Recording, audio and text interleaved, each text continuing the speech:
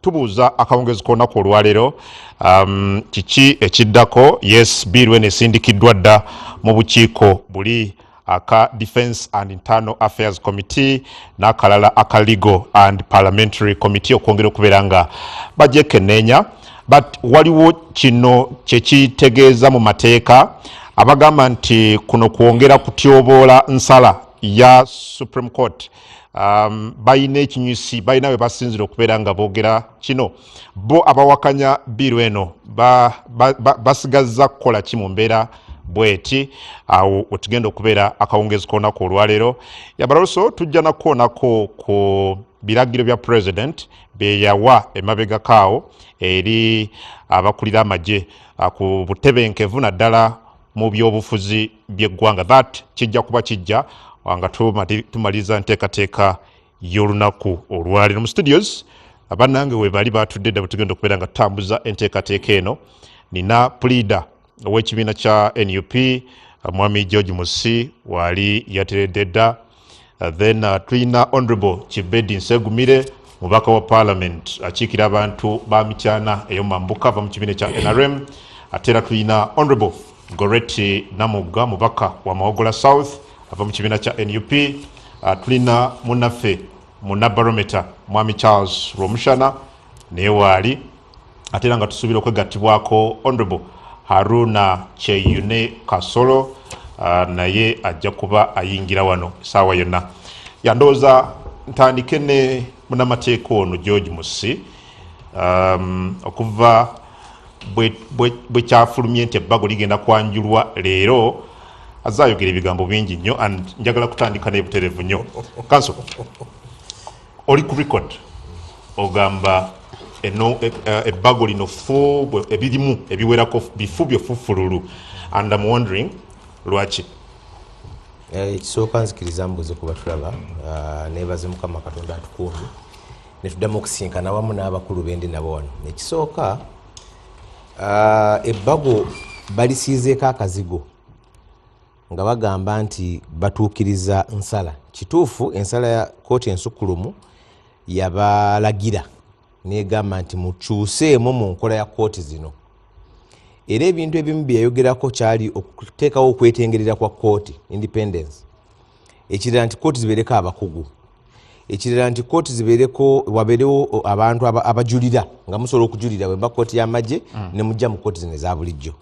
Naye ekyali kisinga obubi era ensonga enkulu yatwala mwami Kabaziguruka mu kooti yali nsonga ya abantu abatali bakwata mundu kutwalibwa mu kooti z'amagye. Kakati bw'olaba ne kino ne bagamba nti batuukiriza nsala ne kino ekya independence oba kooti eno kubanga yeetengeredde. Luli twagambanga nti mwami Museveni asolokera ku makya n'agamba General Freeman mugobye kungu ye chairman. Era kungu n'otandika okukola enkeera bwe kyali nga luli. Kakati olwaliro bagamba bataddemu kalayini bulayini mu bbago kuba lyonna nalisomye pages nyingi nnyo nga bagamba nti kooti nejja kuba yeetengeredde. Bwe kituuka ku alondebwa atya bagamba high command kitegeeza amagye ge gasigala ngegabalonda kubanga Ssaabalamuzi yali agambye nti oba kisoboka mubazze eno mu kooti zino eza bulijjo ebeere nga division nga bwolaba tulina ekooti etawulula ensonga z'ebyabakozi industrial court, tulina kooti ey'ebyettaka nagamba mugikole nga division ne bweba erimu bannamagye ne gabali mikono gya Ssaabalamuzi. Kati bagambye tujja kwebuuzaako ku kakiiko akalonda abalamuzi, we shall consult, naye sike kasalawo era sike kabalonda. Ekyo kitegeeza okwetengerera nako kwa kimpatiira kwe bataddemu. Bagamba nti oli ajja kukola myaka 3 nti kati kitegeeza emyaka 3 bwe giggwako oddayo mu magye.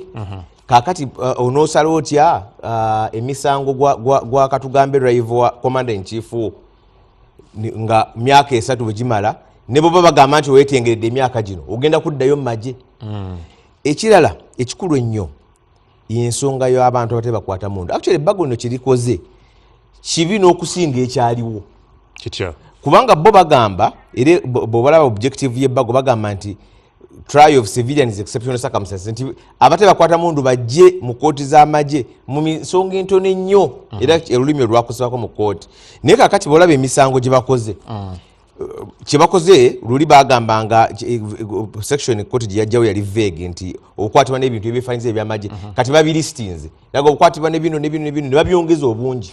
Era kati kyebakoze baguddewo n'oluggi lunene so si kyandibadde kwongera kukendeeza abantu batwalibwa mu kkooti y'amagye n'olwekyo emyaka egiyise ena mpuliriza abantu abasoba mu 4 ba civilian abaiseko mu kkooti z'amagye teriyo yali atwaliddwayo kwabo 4 n'omusobe byenkugambye nti yasangibwa ne pisto oba yasangibwa n'emmundu ennene ennyo zino kkozi zitasobola bonna bu t-shirt bukofiira ba Eddie Mutoba bagambako amasasi ono nti Nyota Bobby Yanga nti bakutte n'engatta ezifaananiza naye ate nga bonna abo 4 tewali we baali bagambye nti kooti zino kooti y'amagye ereese obujulizi omusango ne guggwa mu bwangu bonna tewali okujja bonna era bwe twava mu kalulu abalaba bakozanga boolaba Bolivia nga baluddeyo nnyo ne bagamba kale mukkirize tubasonyiwe bamachete abaagaana okukkiriza myaka 4 musango gwali guwedde wadde gwali gutuseku wakati ne bogamba nti ensala eno nga tennaba kubeerawo ya January n'olwekyo ekigendererwa era ensonga enkulu ennyo lwaki abantu benyiiddwa kooti zino olw'okuba nti kooti zino zikozeseddwa okulwana entaleeza ebyobufuzi ensi zonna zirimu kooti z'amagye naye lwaki era ne kooti marshal ebaddewo okumala ebbanga ddene naye abantu kye beekeŋŋeetererwa ye kulaba nga eyingiziddwamu nnyo mu kulwana entaleeza ebyobufuzi era balowooza ti n'okupapiriza kuno kwolaba kwe bateera mu palamenti era kyakugezaako kulaba nga liyita nga twetegekera akalulu. Okay, but ebbago lino terituukaganye na kuwabulwa kwa Supreme Court kubanga at some point twalaba kooti eno ng'esuggestinga obanga eteesa wabirewo reforms mu bimu ku biri mu bbage so obutatuukagana buliwa ebimu nga bwe nkugambye nkwadde ekyokulabirako waliwo byerikozeeko litaddewo omutendera gw'okujulira nti bw'ova mu General Court Martial osobola ojulira mu Court of Appeal ekyo tekibaddeewo era kiri mu nsala ya Supreme Court nkugambye bagezezaako ekyokuteekako abakugu ba lawyers okusala nakyo bakigezezzaako naye ensonga enkulu era nekwata ne ku bajaasi ey'okwetengerera independence tebatuuse we bandibadde batuuka n'ebimu Supreme Court byali commendinga kubanga nkugambye bagambye nti oli ekisanja kijja kuba kya myaka 3 naye ne bagamba ajja kuba independent ajja kuba subject to command tajja kuba tatwala biragiro ekiseera ekyo kyabeeranga naye lwaki okumulonda ani amulonda kisigadde mu mikono gya high command. Charles, question ya independence ya court zino ez'amagye article ya 28 eyogera ku fair competent ne impartiality ya court zino musisi ne bannamateeka abalala balowooza nti kino kisigadde kyali kizibu ne mu bbago lino. Kuku Katonda wamaanyi Katonda wa kisa manyi bw'oba teweegendereza mu byobufuzi bya mukulu Museveni n'engeri gy'abibala oyinza okubulira mu nnyanja atusitudde n'atusuula mu ocean kati olina okunoonya bearing bearing ye kampasi abidda batambuliranga ku munyenye kati olina okunoonya abazaaki unfortunately tuyinza okugenda nnyo ku kyama civilian netulemu okutunuulira ebirala so mbadde nkusaba onzikirize akatimba nkasuule okasuke mu nnyanja nkasuule widely one Zabroni bamutrayinga mu nsiko NRA yamutrayinga ndo manyi story ya Zabroni oba yagana gikuddiremu bwabuuza nti Jimwezi yabuuza gubadde mwenge kyava atta omuntu eyo komiti eyamutrayinga ne bamutta because bamukuba amasasi yali enoonya justice oba yali enoonya PR so okutrayinga Zabroni mu nsiko baali tebanoonya bwenkanya mukulu musisi bwanoonya kozo malaya yena yali ku bwenkanya no ono yali anoonya abantu balabe nterinejje lya mpisa bota likutta so mukulu Museveni was doing PR kakati mukino olina okunoonya anoonya ki so bwakola settlement nagambe engeri gyoyogera ogenda kumpisamu egaali kakati na deputy RDC owalira yabuze ne basanga omulambo gwe Samuel Yakukubo wabisomye n'awunyiriza n'asanga eyo gaali kati tomubuulira justice. Court martial becomes an instrument of separation and containment. But wetunafuna akadde tujja kukinyumyako. Nze ndaba muteeka lino aleesewo force endala, the Special Forces Command, n'agisitula n'agiteeka ku level emu ne Land Forces as an independent unit, as an independent formation. Kiteeyo kikulu nnyo because initially Special Forces Command Muhoozi Kainerugaba gy'ava ebadde emu mu Land Forces kati agitongodde. Questionary why? Eyokubiri zino courts zoyogerako the court martial gyogamba nti it is independent, it is what atataddewo akakiiko akalala akagibonereza called the disciplinary unit. Ugisomye mukulu musisi? There is going to be a disciplinary unit which shall try the chairperson of the court martial. Kati naye njagala ogyetegereze olabe because eno mutwakola mu CA ne tugamba omulamuzi bw'akola ensobi the Judicial Service Commission yekitunulamu then president otekewo committee of 3 judges. So the judge is tried by 3 judges, but here the chairperson of the court martial will be tried by a committee at the president jagenda okuteekawo. So already it's not independent. Now there is also akakolya akalala ataddewo commands 2. The NRA eyava mu nsuko yali yaabwe naye it was under the high command consensus. Kakati olw'okwagala babeesigye ba muntu abaali bakyayina mu Kiswahili mukiyita mudomo nga kintu kyaffe n'abateeramu. Those who are members of the high command by 26 of 1986 are members. Katugani Tinyefuza as a member of the high command band, they still are members. But natekamu offices nyingi, minister of state, PS, CDF, service commander, whom he appoints. So the majority of the members of the high command yabalonda. But he has put one disqualification. Bwabanga wali member of the high command by 26 of January 1986, naye no joining a partisan politics, you are no longer qualified. So chira cha partisan politics. So that means Mugisha muntu wabanga yali member of the high command and is a member of the high command, he is now disqualified. If Wesije was also olaba is removing opponents bebe abana bo munsko abali members of the high command abajoining a politics ngata bajoining a NRA. Now then naleta wenda rajayise joint military command. The joint military command is specifically headed by Muhoozi Kainerugaba. It is headed by the CDF. And omulimo gwayo, it is in charge of the command and control of the army in war. Yefugeje. So in other words, eri command jajuzizaamu mwenna, but here he has made the army or the command service command or the services now take under the CDF who is Muhoozi Kainerugaba. Ochiraba. So kati twana bade tutunulira nnyo what is this joint military command? Obuyinza bwonna bwagiwadde. Then the other proviso is on 117A. Nja kubikwa kuba mangu. Bagambe, if you are a civilian and you voluntarily accompany a unit, you are subject to military law. So bwobango bade journalist abamaje ne bakukwata ne bakutaya ku moloka yawe ne bakuvuga ko like 2 kilometers they charge you makoti zineza maje because you have accompanied the army. So your defense is to say it was involuntary. That's the only defense you have. Because here the law says if you have voluntarily accompanied.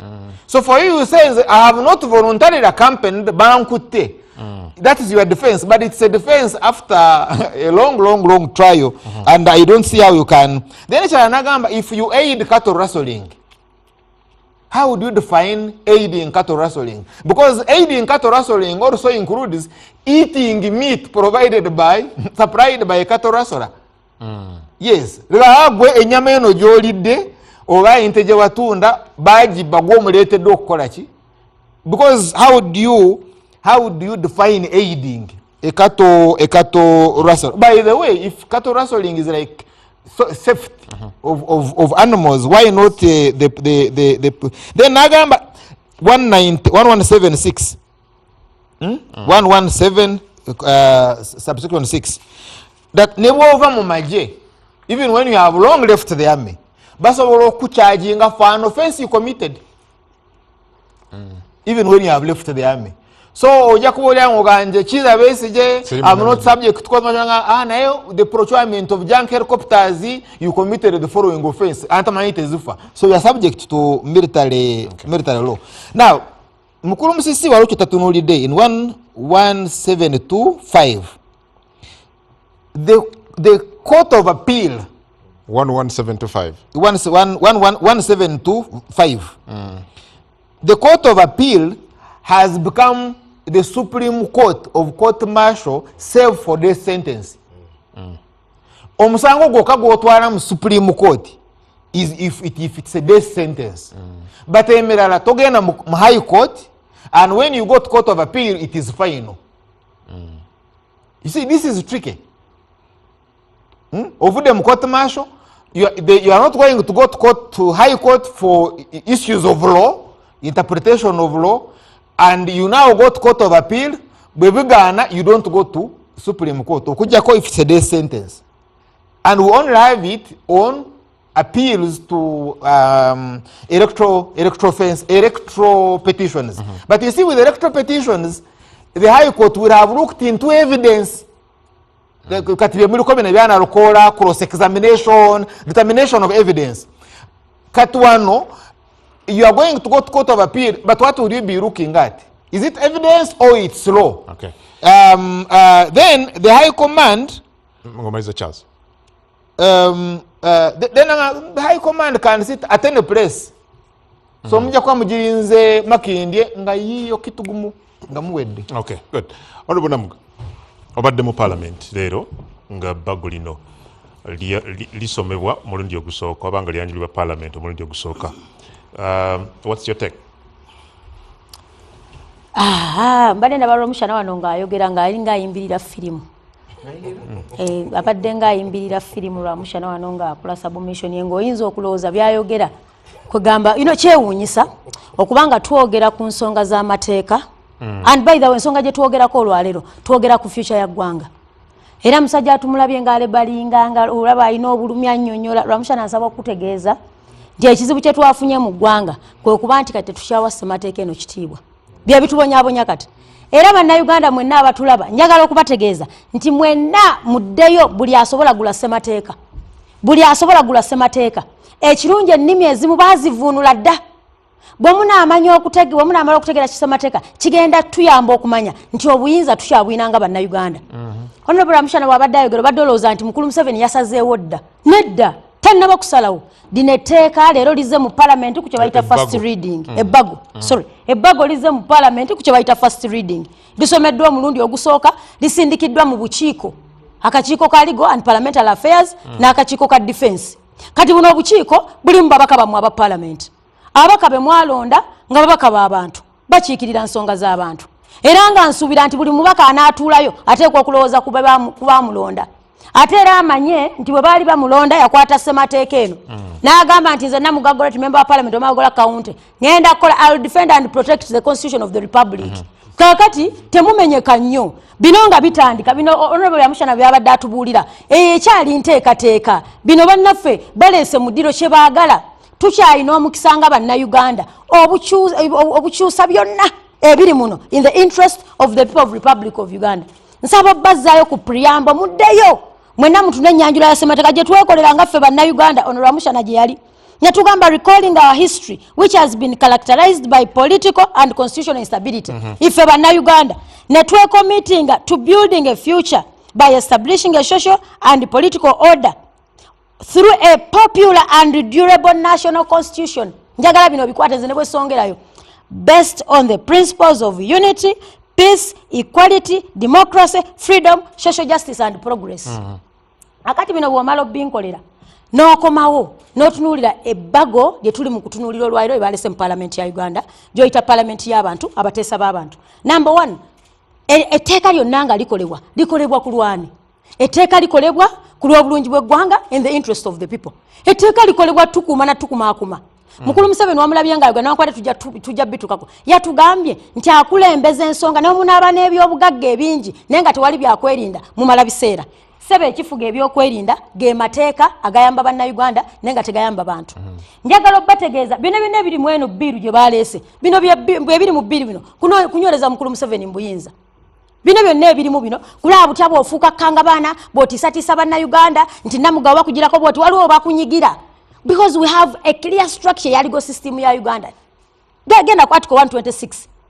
Very clear. But what the Supreme Court ruling ku nsonga z'akabaziguluka. Ku nsonga z'akabaziguluka.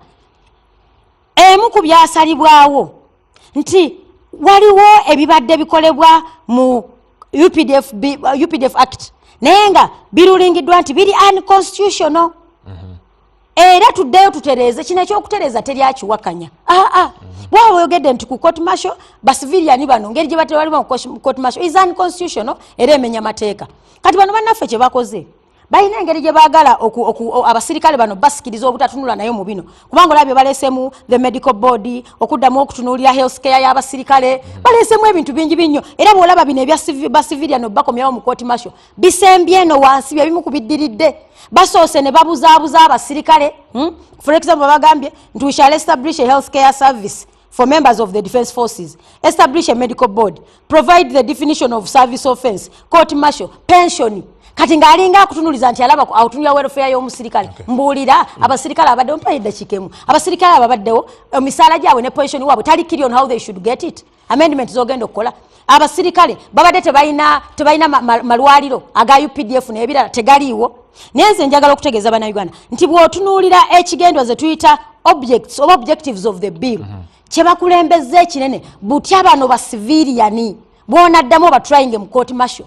Namba 2 bw'otunulira kye tuyita defects oyagala kujjanja ki akuleetera byakugamba nti etteeka liri ekkadde lya 2.5 waliwo bye bitaalengera ebyali unforeseen. Tetugaana nti waliwo byetaalaba bwebanga teyalaba nti abasirikale balina okufuna pension bwebanga teyalaba nti medical board ya mugaso n'okukyusa mu bino byonna ebyo wa chairman kyani anaabira chairman anaabira so many naye bw'obikyusa nkubuuza mukulu obikyusa in whose interest kulwani era oyambani etteeka lino lyakuyamba muntu ng'omuntu. Namugga government bw'oginenya kubanga Supreme Court yakola ensala yaayo without interference yonna okuva mu government neddayo neyeetereza nenga katuleeta ennongoosereza mu tteeka ly'amagye and leero process etandise era emitendera gyonna egiyitibwamu okuleeta amateeka gigenda kubeera nga gigobererwa namwe ababaka ba parliament mulina omukono oba musobola okubako nekyemukola mu bbago lino bamukola etteeka lino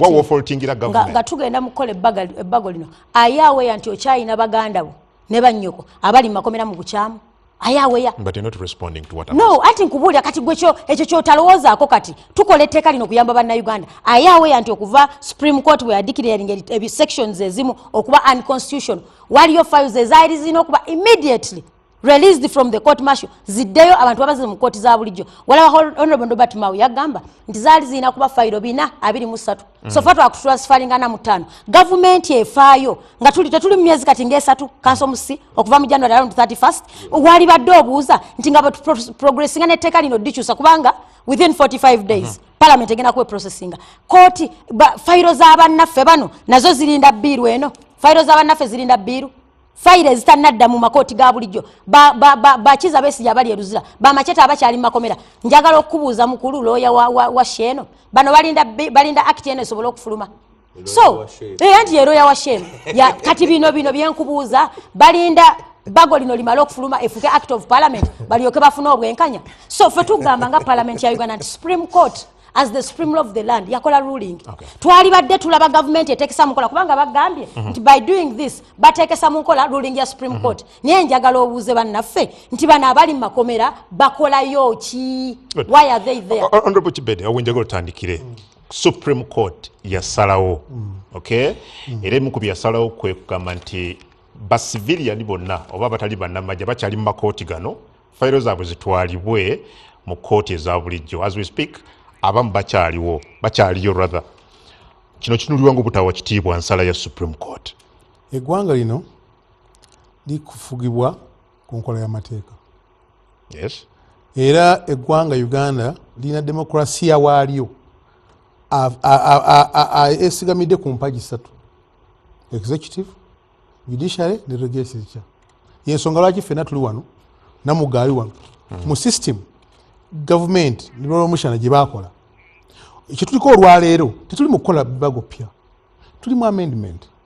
Akimanyi bulungi Namugga omubaka wa parliament nti buli ensonga mu ggwanga ebanga yeetaagibwa parliament etuula n'esalawo eggwanga linaatambulanga litya okusinziira ku mbeera ebeerawo. Akimanyi bulungi nti UPDF Act eya 3 ebintu bingi 25 ebintu bingi byetaalaba ebitaaliwo by then. Yennyini ava kwesomera n'akugamba nti Special Forces Command, Reserve Forces Command bali elevating from division from land forces to independent services. Teyaliwo kati weeri olw'obudde bugenda bukola ki butambula. Era akubuulidde nti okusinziira ku UPDF Act ya 129 kamu D of the Constitution. Yes, D. Prescribing etya membership qualifications, chairperson wa court martial ne independence yayo ebinaabeeranga. Batugambye nga bakweringa court martial nti abasajja abaweereddwa obuvunaanyizibwa okusala emisango tebali qualified. Ekooti egambye, Supreme Court egambye nti muddeyo mutereeze okusinziira ku nteekateeka n'embeera eriwo, muddeyo mutereeze mukole bino bintu wammanga byatuwa.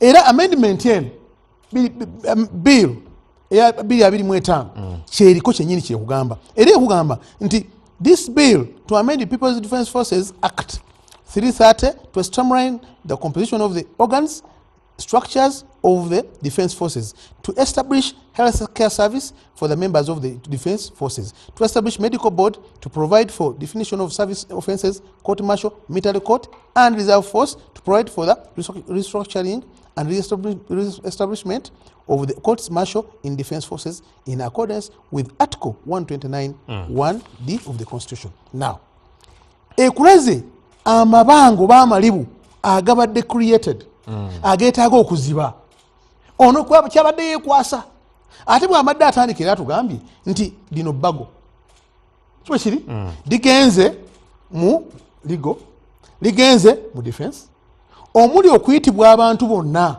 abavunaanyizibwa n'ebirowoozo bye nga mwebiri ne bannayuganda abatulaba abali eyo abagenda okuleeta contributions zaabwe zibeere accommodated era batukyusemu because this is an amendment ate bawulirwe. Yes, kubanga ekyo bugana kwa buvunaanyizibwa bwo nti singa defense committee eneesobola okukola ripooti yaayo tugenda kuddayo mu parliament ku fulo ya parliament chairperson asome report tuddemu tugiteeseeko. Oshagedde so nolwekyo Honorable Nsagumire njagala oyambe abatulaba.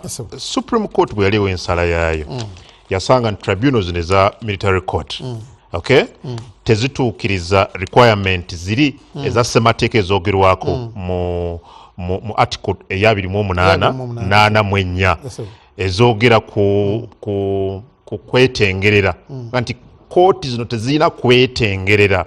George Musi wabadde ayogera agambye nti kisigadde nga bwe kyali kooti kyeyawakanya kyennyini ne mu bbago okusinziira ku kisigadde nga bwe kyali. Ani alonda abalamuzi bano aba court martial. Kankusomere bulungi. Additionally, the bill seeks to implement the Supreme Court decision in Constitutional Appeal number 2 of 21. Attorney General versus Honorable Michael Kabaziguruka by restructuring and re-establishing the courts martial in defense forces and prescribing the jurisdiction of court martial in defense forces. The bill provides for the membership and the qualifications of the chairperson of the courts martial and for the independence of the courts martial and appeals from the court martial. This bill further stresses the exceptional circumstances under which citizens may be tried by the court martial. Mu biru muno okwetengera kwe kuliwa. Anti kati bakugambye. Yes. Ekisooka Kabuzuka yakugamba nti abantu bano abaleeteddwa abatusalira emisango tebali qualified. Number one. Ekyokubiri tebalina independence. Yes. Batya. Very good. Bakugamba nti singa council musi assuming ye judge ng'amaze okusala omusango bakuwadde room ey'appeal. Vae woonu musi gende wa Namugga kubanga takulidde bulungi takutegedde genda Namugga akole ki akutegeere era n'akugjayo n'akujja mu court martial n'akutwala mu appeals court. Otegedde n'akutwala mu appeals ki? That means at the level of high court. Yes. What's wrong with that? Nnyonnyola ensonga zo zonna nga bw'olina okuzinnyonnyola. Oba takutegedde wa court martial kati mu court martial muvuddeyo kati mugenze mu civilian court.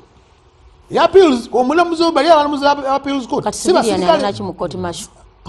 Kati ensonga bakunnyonnyodde era wano wonna we tugendera eno amendment tugenda kana akatabo kakulaga civilian banamukyajinga batya. So kiri kinamutwala kitya Namugga gwe basanze ne peni banamugamba nti tukutte mu kooti. So byebyo byonna byetwogeddeko Namugga byayogeddeko nti ebill abantu baffe bannayuganda beetaaga bategeere kubanga bano abakyala bagenda babuzaabuza bannayuganda ne bamusisi bano. Nnyonnyola abantu nga bwe kiri nti olwaleero mu parliament ebadde first reading. Maliriza. I wanted to raise this with then okisinnyonnyoleko. Kati bw'oba mu magistrates court and you are appealing to high court, the first court you are appealing them reviews the evidence, right? Yes. Then it looks at the law, etc. The higher court teja kutunulira evidence, ija kuba etunulira law. Bagendedde ku mateeka. That's how the appeals go. Yes. Kakati if you are going to court of appeal, is court of appeal also going to look at evidence? Definitely. Or it's only going to look at law? No, Romushana. Definitely. Bwe babanga evidence qualifying. Okay? Kitegeeza nti mulimu loopholes wansi. So ekiri better mulimu ka information kana akakuyamba. Mulimu loopholes wansi. So ekiri kati appeals court yejja kutunuulira nti obuvunaanyizibwa bwa kooti eno ya wansi byayina okuba teyabikola. By law tebikola ki? Tebikola. Therefore fe mu ndaba yaffe ey'ensonga eno eyina kuba bweti kubanga tewali kikugamba lwaki ogenda mu Supreme Council. You know, it's technical. In just a second. Nti mu mateeka kitegeeza appeals court kuba yeba first appellate court court esooka ejulirwamu eyina okuddamu okwekenneenya obujulizi Exactly. So eyina okuddamu okwekenneenya obujulizi kitegeeza ekizibu wayinza okuba yapiiru ng'evuddemu eno kwa general court martial si esooka sosaana appellate court okiraba so kati evudde wansi waleyo kansolo omushana eddamu bulungi kansumusi wakugambye nti oyinza okubanga wavudde oli lwa mushana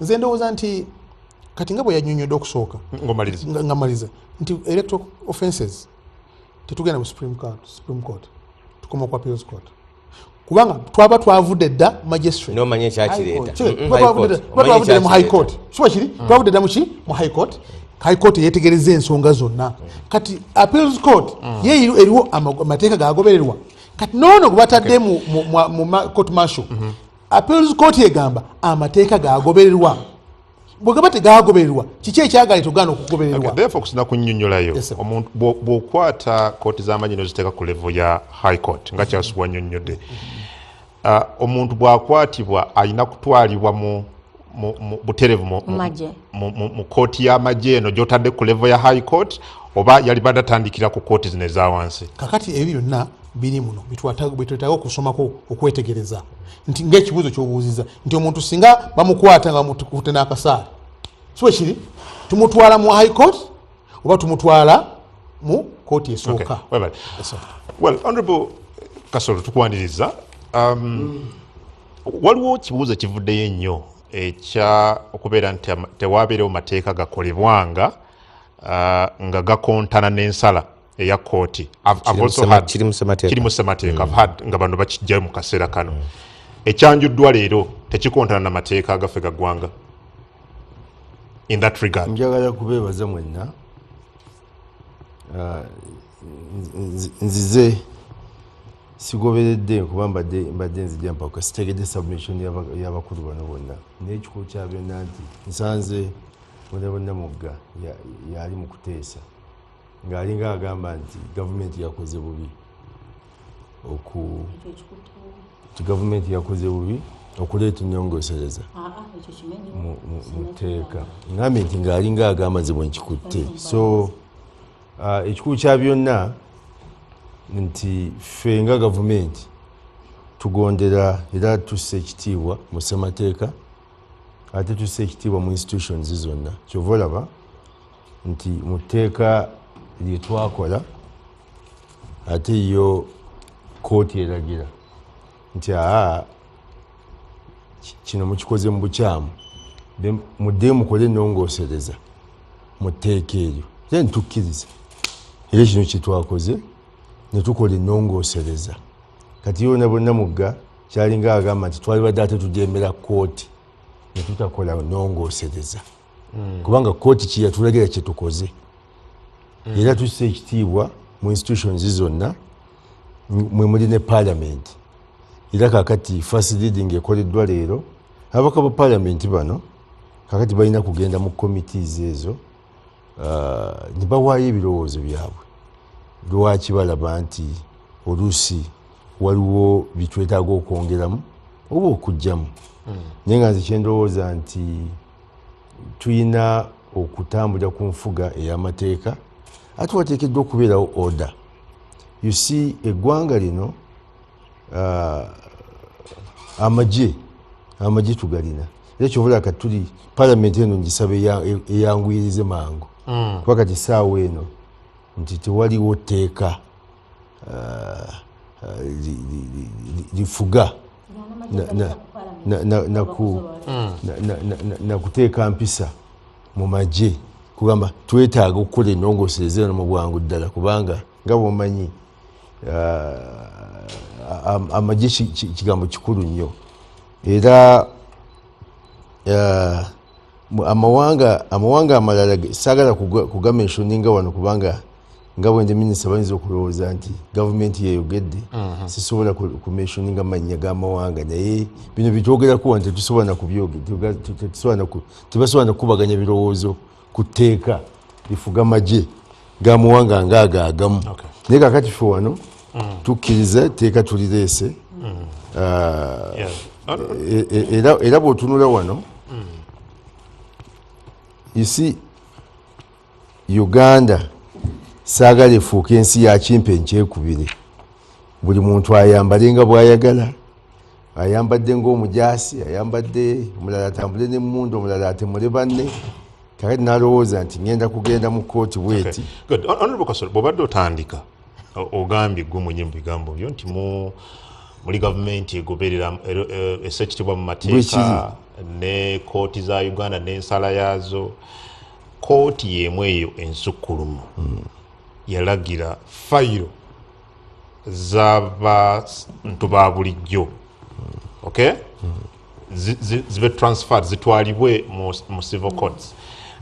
Most of them oba ezisinga ku zona kati zitwalibwangayo olumu musa ekitiibwa mu nfuga y'amateeka ne kooti zino. Tulina okubuuza waliwo ezaatwalibwayo ziriwazimeka nga kooti emaze okusala wawe ezaatwalibwayo emu yokka bwetu. Kakati kitegeeza nti gavumenti yagoberera ekiragiro kya kooti.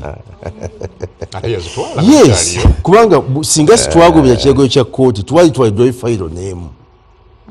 So kitegeeza nti twatandikawo ku process ey'okuimplementinga ekiragiro kyaki bakola fayiro emu emyezi 4. You see ekiragiro kisome bulungi kooti nga bwe yalagira etya immediately transferred. Court ordered that all ongoing and pending cases and trials against civilians must immediately cease and be transferred to ordinary courts with competent jurisdiction. True, they seized zalekerawo, but were they transferred? Zatwalibwayo. And you see, kakati gundi kanzi musisa asobola okuba nnyonnyo bw'oba interpretinga oluzungu mu mateeka. Kakati bw'oga nti with immediate effect should immediately be transferred. The seizing of trial was immediate. Yes, was it? But the trial, you can even take 100 years. And she- Immediately you cease see- and be transferred. Anti kye No, nkugamba you take 100 years. kati ekyo kyoyogerako kibadde kitegeeza leero because the process is on. Tusoose ne fayiro emu egenze naye ne fayiro endala zigenda. N'endala zijja. But Yes. Honorable Kasolo knows Naye that- muneetwala No. Ne emyezi fayiro endala ena. zikati tibakugambye nti in 2 weeks. No, Honorable or 3 Kasolo weeks. knows that justice delayed is justice denied. Buli woolwisawo obwenkanya oba olina bw'okosa obwenkanya obwo nyini bwe tuliko era kyova olaba nti nekitwatandikiddeko okukola kwekola amendment eno nga kooti bwe yatulagira mu bwangu ddala era kyetuliko era newuunya nnyo olwaleero okulaba nti abaka opposition babadde tibakkiriza na first reading eya amendment bill eno kati n'obuuza nti kakati bano bannaffe opposition bo baagala ki bakkiririza mu ki ffe tukkiriza mu nfuga eya ssemateeka era tussa ekitiibwa mu institutions zonna nga mwe muli ne court. Okay. Maybe jujja baddaku information ku ekyo. Honorable Kasolo, ssemateeka waffe yakolebwa nga eddembe ly'omuntu ng'awa eddembe bw'olijjawo lifugibwa amateeka amakakali nti bw'onkwata poliisi esobola okukukwata naye bw'onkwata ntwala mu kooti mu ssaawa bwe ziti kati tuyinza kugamba nti kooti yagamba tujja transferingawo naye twagalira ng'omuntu ali mu kkomera yali agenda kuba mu kooti marshal era mugambye nti komonga 2 kooti 2 February kooti nesanga 3 mu lumu nogabaireyo paka government werifunira obudde etwale files. Ate council musibo okiriza ka information kano mu ruling ya Supreme Court batekamu ka clause aka protection of civil liberties ne bagamba the ruling aimed to protect civil liberties by limiting the power of the military courts over civilians. Kati fe kitukayanye nnyo bano kye bakulembeza kye kyaba civilian atenga Supreme Court ruling yateeka nnyesira ku nsonga yaki yaba civilian. So bwana Kasolo honorable sigamba nti tugezaako kuwakana buwakanyi naye tulabanga mu biseera bye tugenda muline etteeka tuliko kolera muntu ola ojukira computer misuse bill act wetwagiwakanya netugamba nti computer misuse ngolaba kuba wali wanyize tukoleteka tusanyusa anyize so kati na kino ekiriwo ssebo tulaba tulina gwe tukolera etteeko muyamba ko bina ebirala so that is why tukugamba nti ba civilian bajjemu baveeko ba civilian baveeko nga nsenga leka kano kasabu meeting onzire kana akajukiremu katono ojukira honorable Motobert Mawu bamubuuza nti lwaki odileyinza okutransferinga 423 cases mu court zino okuwozesa abantu banamanyi weyagamba nti omanya nti ebizibiti bya gundi files zino tezaali processed bulungi ezimu teziriiwo ate endala ebizibiti byavunda you know ebirala tetubirina so olabanga ffe we have foreseen that nti kino kyetulaga tekigenda tuyisa bulungi nga basivilian temu confusing abantu kooti yennyini gye mwatendereza nti yekoze ruling yayo yekoze judgment yekoze bulungi mu mbeera yemu kasitona olaba ng'etteeka lino likoddwa mu bukyamu era ojja osobola twala mu kooti yemu n'olichallenging muleme kulowooza nti kooti bw'eneebanga esazeewo mu ekibasanyusa nti awo ebantu Honorable Namugga ategeere bulungi ye contradicting kakati Honorable Namugga bubadde otandika ogambye nti eno bill anoobye nnyo ku ekyo yes etandika buki butandisi era n'otubuulira bannayuganda ne bategeera nti biirwenu tulina ababaka era egenda mu komiti zimeka 2 ebirowoozo bino byonna kati kankubuuzeeko kimu kyogamba nti biirwenu eno gye tukutte kati etandikira ddi okukola biro ejja kutandika okukola nga omukulembeze w'eggwanga etandika ddi okukola erirede kakati no ekibuzo kiri kimu erirede biru tebateeka kati ebarirede biru siteeka erirede yensonga lwaki fe ogwaffe mugenda genda mu giprocess biru egenda kuba process naye nkusaba okutegeeza no saba nkusaba okutegeeza obuzaabuza bannayuganda babuli ekituufu era kankibabulira eddakiika nkibabulira babuli ekituufu bamanye bagambe nti biru eno ereeteddwa mu parliament for the first reading era speaker agisindise mu komiti 2 eya defense neya rules. Bannayuganda bagenda kuweebwa omukisa abatulaba mugenda kuweebwa omukisa mwenna abalina ensonga yonna kubanga biru eno bamaze edda ogigazeetinga Uganda Gazette bagenda kuweebwa omukisa okugitunulamu n'okola defects ezigirimu okusobola okukola bye balowooza nti bye bigenda okutambuza eggwanga mu Uganda. Namugga n'obwannamugga bwo tuli mu parliament ffenna nze kutunuulidde tugende mu rules ffenna tugende mu defense ffenna tuveeyo bakya persons bakole reports zaabwe bajje kufulaya parliament twagiwingire okwo bannayuganda bakulabe bowulira katono nnyo kaso nja kudda maliriza 100 seconds mbadde mu information honorable Kasolo maliriza honorable Kasolo tumule ileka naawe amaliriza